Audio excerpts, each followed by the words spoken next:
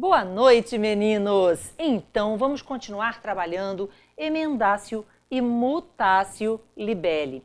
Mas a bola da vez é a emendácio libelli, o artigo 383 do Código de Processo Penal, que nós começamos a abordar na data de ontem.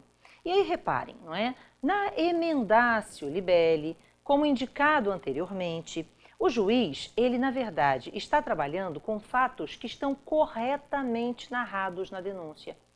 E narra os fatos e o juiz aplica o direito. É aquela máxima que nós todos conhecemos logo no início, no princípio dos nossos estudos na faculdade. Na verdade, no processo penal, vejam, nós temos que nos lembrar que o réu, ele não se defende de um número. O réu se defende de dois fatos. Então vamos imaginar que você estivesse diante da seguinte situação fática. Vejam, imaginem que durante a fase de inquérito policial tivesse sido apurada a prática de um determinado furto. Então, o que ocorreu foi um furto, ou seja, aquele indivíduo naquele dia, naquele horário, naquele local, teria passado pela vítima e subtraído da vítima, por exemplo, um telefone celular. Então, o indivíduo passou correndo pela vítima, puxou o celular da vítima e se evadiu do local com a res furtiva. Isso é o que está indicado durante o inquérito policial. E aí o Ministério Público oferece a denúncia. E oferece a denúncia narrando exatamente aquilo que estava indicado no inquérito. Que naquele dia, naquele horário, naquele local, o indivíduo passou correndo pela vítima que estava usando o celular, puxou o celular da vítima e fugiu do local com aquele objeto, portanto, com a res furtiva. O problema é que a narrativa fática está indicando a prática de um furto. Mas, ao formular o pedido, o Ministério Público formula o pedido de condenação nas penas do artigo 157 do Código Penal.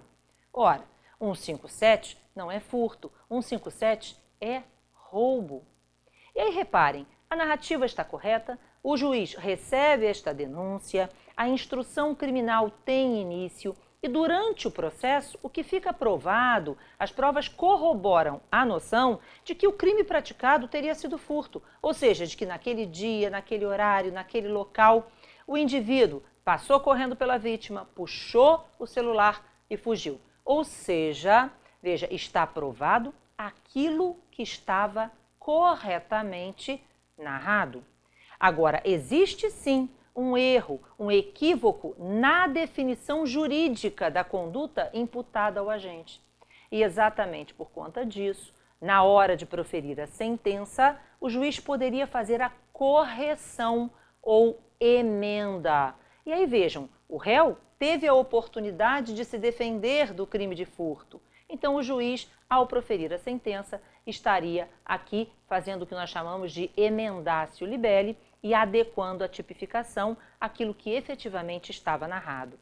Então, o juiz vai condenar o furto e aplicar as penas do artigo 155 do Código Penal, a ele fazendo menção. Lógico, gente, nós não podemos perder de vista que neste exemplo específico surge um problema na hora da operação, da aplicação da emendácio libelli.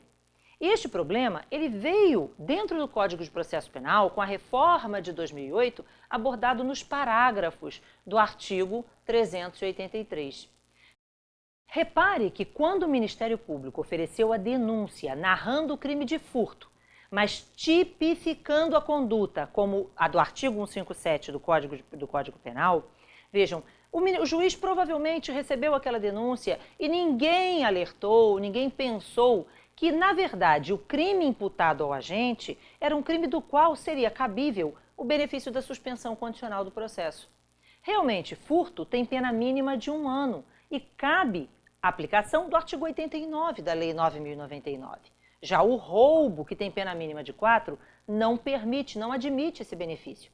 Então, muitas vezes, por conta deste equívoco na tipificação da conduta, aquele benefício que deveria ter sido oferecido ao agente, ao acusado, não é oferecido. Outras vezes, por conta do equívoco na tipificação, a denúncia ela é oferecida e recebida por um órgão que depois a gente verifica, em razão da emendácio libelli, que era um órgão incompetente. Então vejam, A lei, nos parágrafos do artigo 383, ela alertou para isso. Vejam, na hora de operar a emendatio libelli, ou seja, se no momento da sentença o juiz verifica que a tipificação adequada, que a definição jurídica a ser dada àquela conduta imputada ao agente é outra, e aquela conduta implica numa incompetência do juízo ou na necessidade de um benefício, na necessidade da proposta do benefício da suspensão condicional do processo, o juiz deve, antes de proferir a sentença, observar e cuidar para que aquilo se estabeleça, se restabeleça e tal. Ou seja, se for uma hipótese de incompetência do juiz, o juiz vai declinar da competência, para que o juiz competente julgue o caso, certo? E se for uma hipótese de aplicação do benefício, como da suspensão condicional do processo, vejam, o juiz deve abrir vista ao Ministério Público para que se manifeste sobre a proposta de suspensão.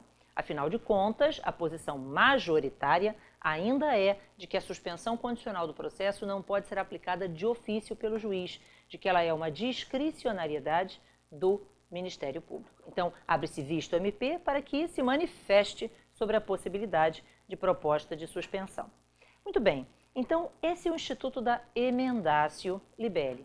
Mas ontem, ao finalzinho da nossa explicação, eu joguei aqui duas perguntas. Uma delas era a seguinte: será que o juiz não poderia antecipar a aplicação da emendatio libelli?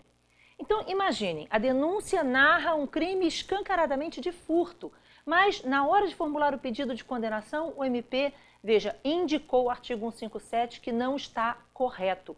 Será que na hora que recebe a denúncia, o juiz já não poderia verificar este equívoco e receber a denúncia com a tipificação correta? E aí vejam, esse tema é extremamente controverso. Muitos autores sustentam que deveria ser possível ao juiz realizar desde logo essa correção ou emenda, mas a posição majoritária é a de que o Instituto da Emendatio Libelli é um instituto cabível para a sentença. Então surge a pergunta: qual o momento oportuno para que o juiz opere a emendatio libelli? E aí vários autores sustentam que o juiz poderia e deveria antecipar o momento da emendatio, o que geraria uma enorme economia processual. Imaginem uma situação em que o erro na tipificação existe desde que a denúncia foi oferecida e a denúncia foi oferecida, recebida perante um juízo incompetente, para que lá na frente, na hora da sentença, o juiz verifique então a incompetência e decline para outro juízo. Enfim, de que por uma questão de economia processual, para garantir o devido processo legal, para que se aplique o rito processual adequado, seria razoável que o juiz, já no momento do recebimento da denúncia, ou até mesmo quando, veja, analisada a resposta à acusação e decidido pela confirmação do recebimento da denúncia, pudesse ali naquele momento já corrigir a tipificação. Então, alguns autores sustentam isso, mas a posição majoritária é a de que o momento correto para a emendatio libelli é o momento da sentença. Por quê? Porque haveria necessidade de que a prova fosse colhida sob o crivo do contraditório e da ampla defesa, e o juiz, veja, antecipando o instituto da emendatio, poderia estar usurpando a função do acusador. Aquilo que a gente chamaria de denúncia de mãos próprias. Existem determinadas condutas em que realmente é muito sutil a diferença, né, entre aquilo que seria narrado. Exemplo, vou usar um exemplo bem clássico.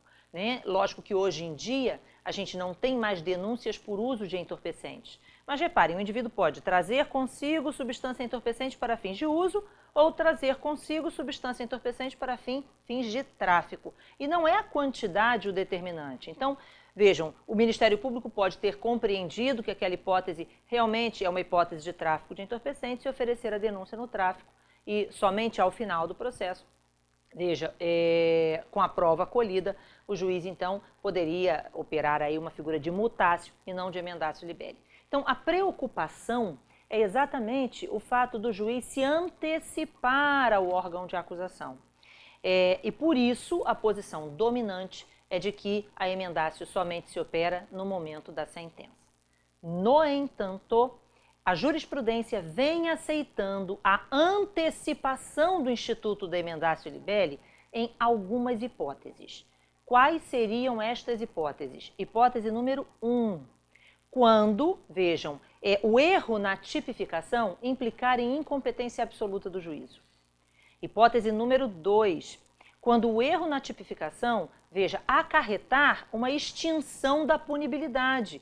Vejam, na verdade, o crime correto praticado pelo indivíduo já estaria, exemplo, prescrito, ou seria um crime de ação penal privada, onde teria ocorrido a decadência do direito de queixa e também haveria ilegitimidade de parte. Então, são hipóteses em que a jurisprudência vem admitindo que a emendatio se dê num momento anterior à sentença. Então, quando o indivíduo faz jus a benefícios que seriam negados em razão do erro na tipificação, quando há incompetência absoluta do juízo, quando existe ilegitimidade de parte ou quando já está extinta a punibilidade. Agora eu vou te esperar amanhã. Curte esse vídeo, comenta aqui embaixo e principalmente coloque as suas dúvidas sobre o tema que nós vamos discorrer sobre elas nos próximos vídeos. Até lá!